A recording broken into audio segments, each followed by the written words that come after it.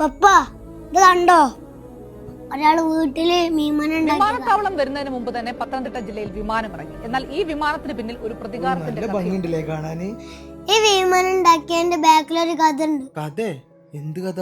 ഇതിലുള്ള കുട്ടികൾക്ക് യൂട്യൂബർമാരെ ഭയങ്കര ഇഷ്ടമാണ്. ഒരു യൂട്യൂബറിന് കാണാൻ പോയപ്പോൾ ഓലെ അവിടെ നടക്കി വിട്ട് ഒരാള് പെരേക്ക് വന്നിട്ട് പുറത്താക്കി.